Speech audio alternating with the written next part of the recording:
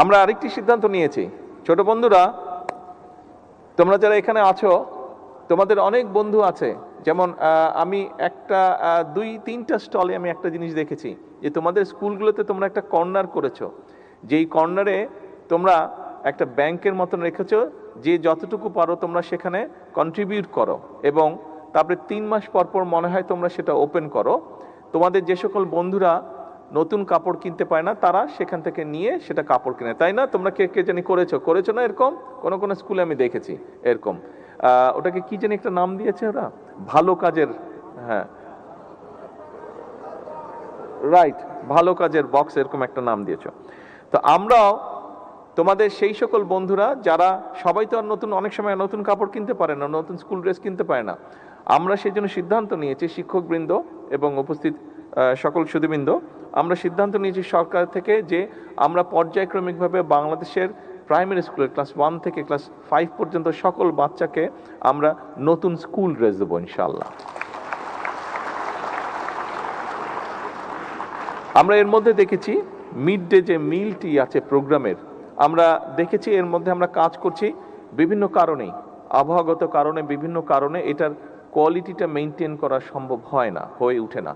আমরা এটার উপরে কাজ করছি, আমরা আশা করছি দ্রুতই এ ব্যাপারে আমরা একটা সমাধান বের করতে পারবো, এবং বাচ্চারা যাতে ভালো খাবার খেতে পারে, যেটা তাদের জন্য পুষ্টিকর হিসাবে কাজ করবে, যেটাতে তারা এনার্জি পাবে, যেটাতে তারা শার্প হবে তাদের মেমোরি, সেগুলোতে আমরা কাজ করছি। শিক্ষকবৃন্দ, আপনাদের জন্য একটি বিষয় আছে, আপনারা যাতে, আমি প্রথমেই বলেছি যে স্বাভাবিকভাবে আমরা জানি যে সশস্ত্র বাহিনী বা সেনাবাহিনী বা এই সশস্ত্র বাহিনীর সদস্যরা যত বেশি ট্রেনিং করে তারা তত এক্সপার্ট হয়, তত তারা পারদর্শী হয় তাদের কাজের ক্ষেত্রে। ঠিক সেক্ষেত্রে সেভাবে আমরা মনে করি যে আপনাদের ট্রেনিংটা যত ভালো হবে, আপনারা তত আন্তরিকতার সাথে এবং তত ভালোভাবে আপনারা আমাদের শিক্ষার্থীদেরকে শিক্ষা দেওয়ার সুযোগ পাবেন বা আপনাদের জন্য সুবিধা হবে। সেজন্য আমরা আপনাদের ট্রেনিং আরও কীভাবে বেটার করা যায়, কীভাবে আরও বেটার ট্রেনিং দেওয়া যায়, সেটির ব্যাপারে আমরা পরিকল্পনা গ্রহণ করছি। আমি আশা করি ইনশাল্লাহ অতি শীঘ্র আমরা এই কাজটি শুরু করতে পারব।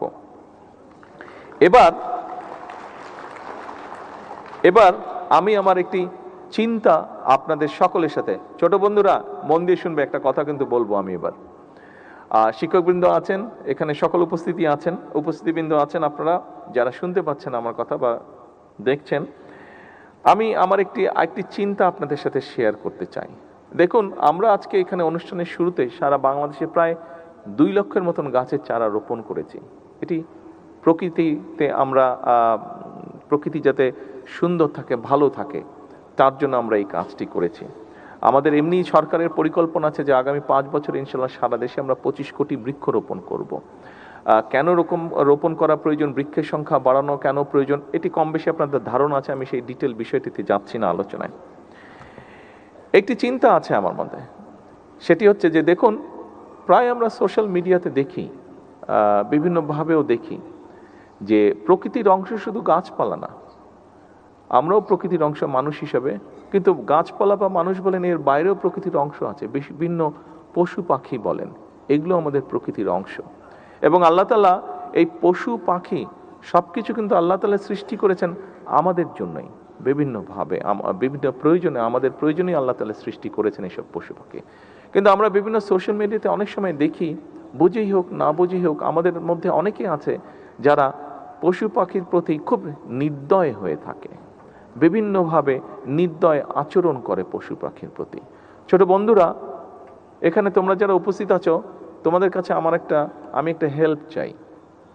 সেই হেল্পটি হচ্ছে, তোমরা যেমন গাছ লাগাবে প্রতি বছর একটা করে, যদি সম্ভব হয় তোমরা চেষ্টা করবে 2-3 জন বন্ধু মিলে এক একটা করে, সেটা মুরগি হোক, সেটা একটি গরু হোক, সেটা একটি হাঁস হোক, সেটা একটি খরগোশ হোক, সেটা একটি কচ্ছপ হোক, সেটা একটি ছাগল হোক, সেটা একটি বিড়াল হোক, অথবা সেটা একটি কুকুর হোক।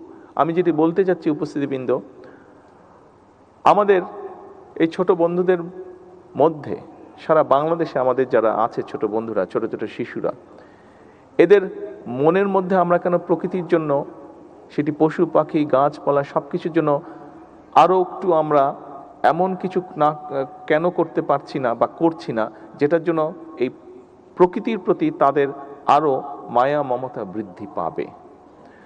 আমি যেটি চিন্তা করেছি এটা এখন আমরা ফাইনাল করিনি। আমি এখানে এডুকেশন ডিপার্টমেন্টের মিনিস্ট্রির 2 মন্ত্রী আছেন, অ্যাডভাইজার সাহেব আছেন, সেক্রেটারি সাহেবরা আছেন। আমার মনে হয় আমরা যদি একটা পরিকল্পনা গ্রহণ করি যে স্কুলগুলোতে যদি 3-4 জন বন্ধু মিলে যে কোনো একটা পেটকে যদি পালে এবং সেই পেটটা সম্পর্কে তারা বলবে, বড় করবে, তাহলে আমি মনে করি তাদের মনটা যেরকম নরম হবে, সেটি প্রকৃতির প্রতি হোক, পশু পাখির প্রতি হোক, সেটি মানুষের প্রতি হোক, তাহলে আমরা একটি মানবিক বাংলাদেশ মনে হয় খুব সুন্দরভাবে গড়ে তুলতে পারবো। যদি একটি মানবিক বাংলাদেশ আমাদেরকে